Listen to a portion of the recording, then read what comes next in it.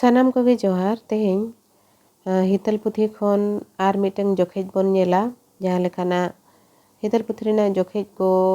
ओना करे चेत ओल काना आर ओना करे मिमिद खोद रेना मेनेत को होना सेñ लई दिया बकाना आदो तेहें ओना गे बन नेला तेहें नोआ जोखेज रे चेत ओल काना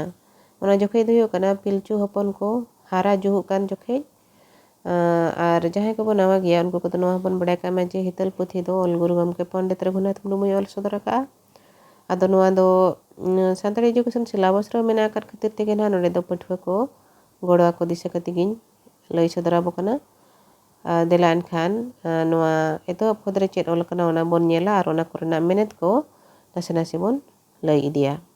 पिलचू हपन को हारा जुहु कान जोखेज नापाय तेगे तीनंग दिन चो पारम इदियेन पिलचू हपन को आर होको हारा इदियेन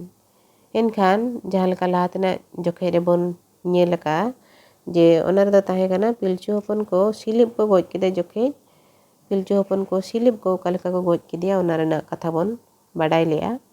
आदो ओनका तेगे दिन दो अड़ी नापाय तेगे पारम इदियेना आर बै बै ते पिलचू हपन को दो आर होको हारा इदियेना आमगेम दिशा आट को आदो उनको हपन को आको जोखा लक्ति लेकान कमी को चेट केद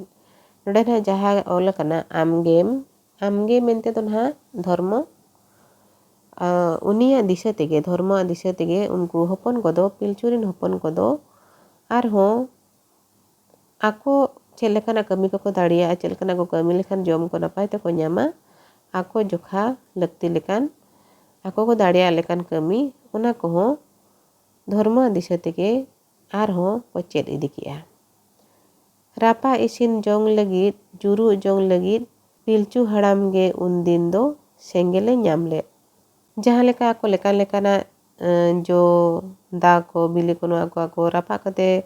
इसिन जोम लगित से जुरु जोंग लगित ते सेंगेल को व्यवहार ताहेन ओना दो लहा दो पिलचू हड़ाम गे सेंगेले न्याम ताहेनो इखन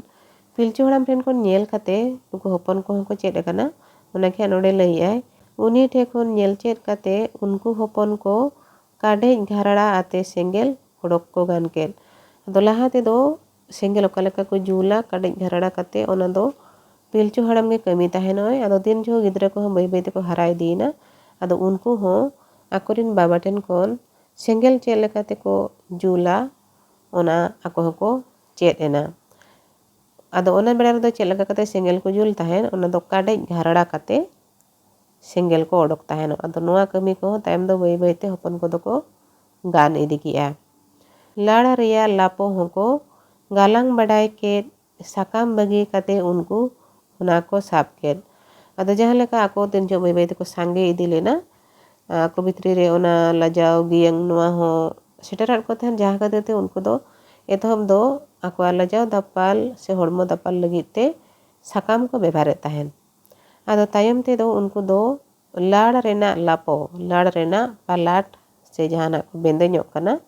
ओना गालांग बड़ाई के को ओना ओका लेका को गालांगा ओना को बड़ाई इदि के तायम दो लाहाते जहाँ लेका साकाम ते को बेंदे ᱧᱚᱜ कान था साकाम ते को पालटो कान थाहेन तायम दो ओना साकाम बगी काते उनको दो ओना लाड़ ते जहाँ मिटंग लापो को गालांग का ताहेन ओना साब को एतहब किया गालांग ते डांडा रे को बधी अजूर लेद डांडा लतार रे दो लाड़गे अतुर लेन ताहे नोडे चेदी मेने जहाना आको लाड़ते गालांग का तहन को ओना गालांग दो डांडा रे को बधी अजूर का तहनो और डांडा को लतार रे दो ओना लाड़ अतुर अणगुआ कान तहन उनको ना ओना हरो काते ओका लेका को नेलो कना ओना हो नोडे बिसिड़िया का कुड़ी कोड़ा जोतो गे को लापो लेन उनका मिल लेका गे को नेल लेन अड़ी चेहरा आदो कुड़ी हुयु से कोड़ा हुयु जोतो होड़गे उनका को लापो लेन ताहेनो उनका को पालट लेन ताहेनो आदो उनको तो उनका पालट काते जोतो होड़गे मिल लेका गे को नेलो कान ताहेनो आर नेल जोंग रे अड़ी चेहरा को नेलो कान ताहेन साकाम ते चेलांग होको बेना बड़ाय केद इसिन अरु काते उनको जम ᱧᱩ को चेत केद आदो ओना बेड़ा रे हासा को तेन हा चेलांग को से टुकुज को नोआ को बेना मा बका बड़ाय ताहेनो आदो साकाम ते जेते रहो पट्टी काते मिटंग जहाना बेंदे ᱧᱚᱜ लगिन लापो से जहाना मिटंग पट्टी काते को चेद ले तहनो साकाम ते बन उनका पटी कते जहाना जिनिस बन बनाव दाड़िया आदो ओना लेका तेगे उनको दो साकाम ते चेलांग हको बनाव ले तहन साकाम ते चेद लेका चेलांग को बनाव ओना हको बड़ाय किया और जहाना जिनिस के को अगुई तहन तायम दो बेरल ते बांग जम कते ओना दो इसिन अरु कते जम न्यू को चेद किया खाला रो कते उनको हासा को लेट के रोहड़ कते दो ओना को रापा इसिन के आदो साकाम ते खाला को पटी किया इन तायम चेद को चिका किया ओना खाला दो हासा ते को जेरड़ किया हासा ते जेरड़ कते तायम दो ओना दो रोहड़ ओचो कते आदो को रापा इसिन किया नोंका ते मिटंग हासा ते मिटंग चेलांग चेद लेका बेनामा ओना तायम दो को चेद किया नोडे लातार रे ओला कना लापो दो ना हुयुग कना पालाटो तिया दापाल लीजे लेट हुयुग कना जेरेड़ जेरेड़ कते लटकाव और ठेकोन हुयुग कना ठेन खोन इने तायम गेलना खोदरे बन नेला नोरे ओला कना दा ते हो ओना चेलांग बांगे बगोज लेन सेंगेल चितान रे हो ओना बांगे पोसा लेन एनखान उनको जहाँ साकाम ते पटी कते ओना चितान रे जहाँ हासा जेरेड़ कते चेलांग को बनाव किया ओना चेलांग रे आको तीन जो दा को दोहो किया दा ते हो ओना चेलांग दो बांग बगोज लेना और तीन जो उनको सेंगेल चितान रे को चंदा किया सेंगेल ते हो ओना चेलांग दो बांग पोसा लेना मेनते नोडे ओलका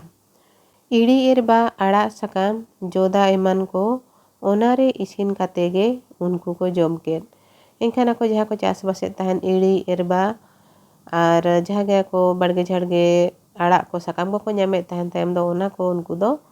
से जहाँ गे जो को दा को ताहे कना ओना को उनको दो तायम दो ओना जहाँ चेलांग लेका को बनाव का तहन ओनारे इसिन कते तायम दो जम किया को लहा लहा दो उनको चेक को चिके तहन तीन जो इसिन बसांग नोंका बाको गाना का तहन उनको दो बेरल कोते को जमे तहन